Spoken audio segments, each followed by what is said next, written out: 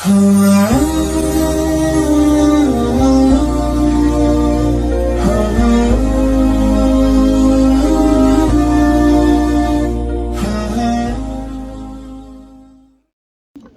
بالله من الشيطان الرجيم بسم الله الرحمن الرحيم أفغير دين الله يبغون وله أسلم من في السماوات والأرض طوعا وكرها وإليه يرجعون قل آمنا بالله وما أنزل علينا وما أنزل على إبراهيم وإسماعيل وإسحاق ويعقوب والأسباط وما أوتي موسى وعيسى والنبيون من ربهم لا نفرق بين أحد منهم ونحن له مسلمون ومن يبتغ غير الإسلام دينا فلن يقبل منه وهو في الآخرة من الخاسرين سبحانك لا علم لنا إلا ما علمتنا إنك أنت العليم الحكيم. د دین اړوان دي آیاتونو مبارک کې الله د توحید او د رسالت بیان وکړو چې الله تعالی د تمام پیغمبرانو نه وعده اخیستې وه چې تاسو به هر یو پیغمبر د مخکینی پیغمبر تصدیق کوئ او بیا هر یو پیغمبر خپل امت ته به د راتلونکي پیغمبر باندې د ایمان وروړو او د هغه سره د امداد کولو وعدې به اخیستلې حتیٰ کہ جناب محمد مصطفیٰ صلی اللہ علیہ وسلم مبعوث شي نو که تاسو په هغه زمانه کې موجود یې نو ایمان به پرې وروړئ کني امت ته به دا خبره بیانوئ چې په آخر زمانه کې به پیغمبر راځي او هغه به خاتم النبیین وي او په هغه باندې به ایمان وروړئ او د هغه امداد به کوئ. اوس چې دا وعده الله د هغې نه واخیستله نو د وعدې باوجود بعضې خلکو دغه وعدې خلاف ورزي کول شروع کړل نو الله اوس د هغې باره کې فرمایي چې افغیر دین الله آیا پس غیر د دین د الله نه یبغونه دوی طلب کوي.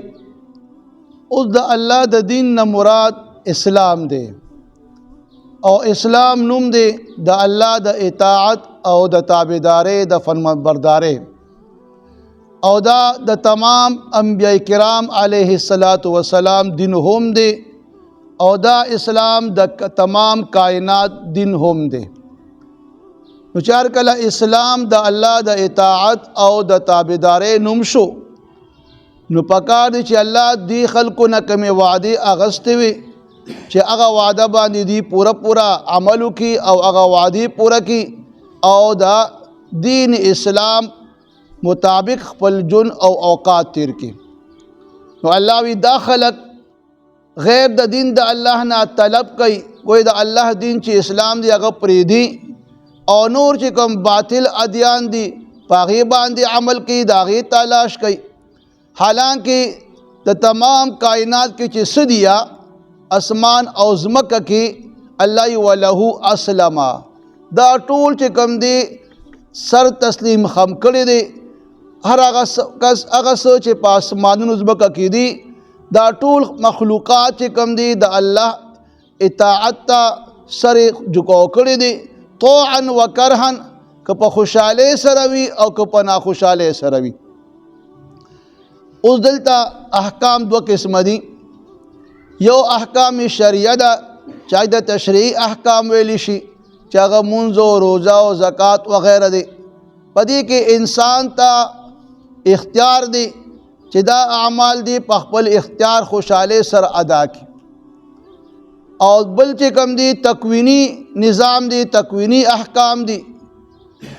چې پای کې مخلوق ته اختیار نشتا چې تمام کائنات کې چې سدیا اگر ټول د الله تابعدار دی که نور سپومې ده دغه شان چې کوم دی شپه او ورځ ده دریابونه روانېدل دي نباتاتو زرغونېدل دي دغه شان د مخلوقاتو پیدا کېدل دي مړه کېدل دي بیماری ده صحت دی دا تکوینی احکامات تکوینی نظام دی په دې کې څو خوشحالۍ سره اطاعت کوي او که په ناخوشحالۍ سره نو دا کرهن دلته چې کوم دی مرتب پا دا دی چې دا تسخیری اطاعت دی که د چا مرضی وي او که نه وي نو دا مخلوق چې کم دی د الله اطاعت کوي او باقی چې کم دی هغه چې کم شرعي احکامات دي نو په کې اختیار دی چې هغه په خوشحالۍ سره ادا کیږي چې هغه فرشتي دي چې د الله تعالی چې کم دی بالکل نافرمانی نه کوي او په جن او انس کې ایماندار خلق دي چې په خوشحالۍ سره د الله هغه احکامات ادا کوي. الله فرمایي وإلیه یرجعون که تاسو چې کم دی د الله د دې دین طلب کوي او که نه کوي د الله اطاعت کوي او که نه کوي خودی الله ته تاسو واپس کیږي نو که تاسو په خوشحالۍ سره د الله تعالی اطاعت کو او دین اسلام باندې عمل کو نو بیا به تاسو د انعامات ملاويږي او کنه د دې خلاف باطل ادیان پسې لاړې نو بیا به تاسو چې کوم دی افسوس کوي او بیا به عذابونو کې مبتلا یې. نو الله خپل حبیب ته فرمای قل وتوایا چې دین اسلام هغه دین دی چې ما وروړي دي او تمام پیغمبرانو وروړي دي. دا دین یوازې زمانه دی بلکې دا د تمام پیغمبرانو دین دی. نو لہذا توایا خپل امت ته چې آمنا بالله زمونږ ایمان دی په الله باندې وما انزل علینا او هغه چې کوم په مونږ باندې نازل دی چې هغه قرآن مجید دی. کوئی خپل امت ته د خپل پیغمبرې بیان وکړه او دغه شان د خپل کتاب د هغې بیان وکړه چې زمونږ ایمان په الله دی او په قرآن مجید باندې هم دی. ورسره خپل امت ته دام ووایا چې کم سابقه پیغمبرانو باندې څه نازل دي هغه هم حق و په هغه ټیم کې لہذا په هغې باندې هم د ایمان دعوت ورکړه چې وما انزل علی ابراهیم زمونږ ایمان دی په هغه چې کم نازل و په ابراهیم علیه السلام و اسماعیل او په اسماعیل علیه السلام و اسحاق او په اسحاق علیه السلام و یعقوب او په یعقوب علیه السلام والاسباط او د اولاد چې چاته الله تعالی د پولا کې پیغمبري ورکړې وه هغه په هغې څه نازل وو. وما اوتی موسی و عیسی او هغه چې ورکړې شوي دي موسی علیه السلام ته عیسی علیه السلام ته والنبیون او نورو پیغمبرانو ته من ربهم د هغوی د رب د طرف نه چې څه ورته میلو شوي دي او څه په هغې نازل دي همدغه پیغمبران د الله برګزیده د الله رالېږلي شوي پیغمبران حق پیغمبرانو د هغې دین هم حق دین اسلام د هغې او دین اسلام چې کوم دی د دې هم حق دی. لہذا گویا تمام پیغمبران حق پیغمبران دي او په هغې چې کوم څه نازل و هغه هم د الله د جانب نه حق و. اوس د دې امت محمدیه یو خصوصیت الله بیانوي چې لا نفرق بین احد منهم چې ای محبوبه دی خپل امت ته ووایه چې مونږ په هېڅ یو پیغمبر کې په دوی کې فرق نه کوو. څنګه چې یهودیان او نصوارا بعضې پیغمبران منی بعضې نه منی د بعضې تصدیق کوي د بعضې تکذیب کوي امت محمدیه صلی الله علیه وسلم دوی چې کوم دي په هېڅ یو پیغمبر کې فرق نه کوي. ټول پیغمبران حق پیغمبران منی چې دا الله رالیږلي دي د الله رښتیني پیغمبران دي. ونحن له مخلصون مسلمون او مون خالص بندگی د الله کوه او خالص الله ته مونږ غاړه ایښې ده د الله اطاعت گزار یو د الله منونکي یو. اوس الله فرمایي چې کم خلقو د اسلام نه علاوه بل دین طلب کو دین اسلام پرېښودو او په باطل ادیانو باندې عمل کوي نو الله ومن یبتغي غیر الاسلام دینا هر هغه کس چې طلب کوي غیر د اسلام نه د دین نو فلن یقبل منه د بل دین طلب کوي نو هرگز به قبول نشي دغه دین. گویا دی دا خپل چې په کم دین باندې دی لګیا دی ما سوا د اسلام نه دا باطل دین به د دپاره د آخرت د یو ډېر لوی نقصان باعث ګرځي. دغه دین ما سوا د اسلام نه بل دین الله قبلی نه فلن یقبل منه پس هرگز با قبول نشي د ده نه دغه دین وهو فی الآخرة من الخاسرین او دی به بیا په ورځ د آخرت د نقصانیانو نه وي. گویا د ده چې کوم اصل سرمایه وه هغه د دنیا کې ضایع کړه چې هغه چې کوم دی فطرت اسلام د ده چې کوم فطرت دی هغه په اسلام باندې دی او د فطرت سلیمه چې کوم دی ضایع کو نو دی به چې کوم دی په ورځ د نقصانیان نه وي. حدیث مبارک کې راځي د الله پیغمبر فرمای هر بچی چې پیدا کیږي هغه په فطرت اسلام باندې پیدا کیږي بیا مور او پلار یهودی او نصرانی او مجوسی ته جوړیا لہذا د انسان اصل سرمایہ هغه اسلام دی او دین دا پدم لگی چې الله تعالی په هر انسان کې د اسلام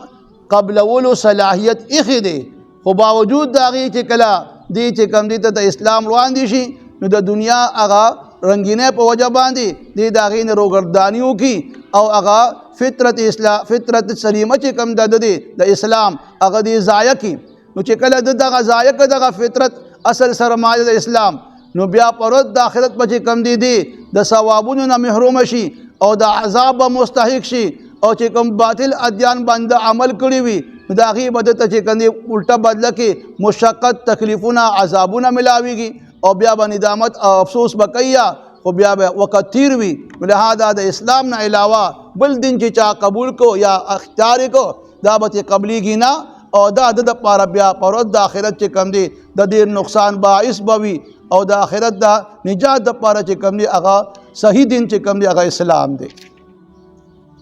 افغیر دین الله آیا پس سوا او غیر دین د الله نه یبغون دوی تلاش کوي او لټي وله اسلم او تدی الله د پاره منقاد تابعدار دي من اغسوک فی السماوات چې پاسمانونو کې دي والارض او هغه چې کم پزمکه کې دي طوعا په خوشاله سره وکرهن او په ناخوشاله سره و الیه یرجعون او دی الله ته بتاسو ټول واپس دي قل اوت اذا ما حبیبا آمنا بالله مونږه زمونږه ایمان دی په الله باندې وما انزل علینا او هغه چې کم پنګ باندې نازل دی چې قران مجید دی وما انزل علی ابراهیم او زمونږ ایمان دی پاغه چې نازل دی په ابراهیم علیه السلام و اسماعیل او په اسماعیل علیه السلام و اسحاق او په اسحاق علیه السلام و یعقوب او په یعقوب علیه السلام والاسباط او اولاد یعقوب علیه السلام وما اوتی موسی او هغه چې ورکړی شوی دی موسی علیه السلام ته و عیسی او عیسی علیه السلام ته والنبیون او نور پیغمبرانو ته من ربهم لجانب د دوی د پروردگار د طرف نه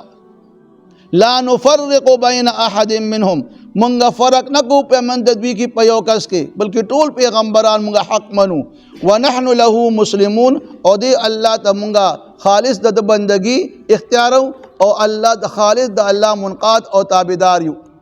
ومن یبتغي هر هغه کس چې طلب کوي غیر الاسلامی غیر د اسلام نه دینن د دین نو فلن يقبل منه پس هرگز به قبول نشي د دین اسلام نه علاوه بل دین وهو فی الاخرته او دی بیا په آخرت کې من الخاسرین د نقصانات نوي افغیر دین الله اب آیا پس غیر د دین د الله نه یبغون دوی طلب کی دا کافران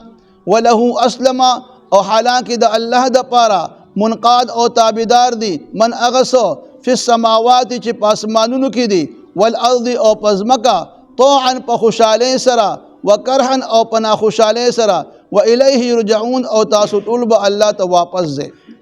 قل اوت اذا ما حبیب آمنا زمونږ ایمان دی بالله په الله باندې وما انزل علینا او هغه چې کوم نازل دی په مونږ باندې وما انزل علی ابراهیم او هغه چې نازل دی په ابراهیم علیه السلام و اسماعیل او په اسماعیل علیه السلام و اسحاق او په اسحاق علیه السلام و یعقوب او په یعقوب علیه السلام والاسباط او اولاد یعقوب علیه السلام باندې وما اوتی موسی او هغه چې ورکړی شوی دی موسی علیه السلام ته و عیسی او عیسی علیه السلام ته والنبیون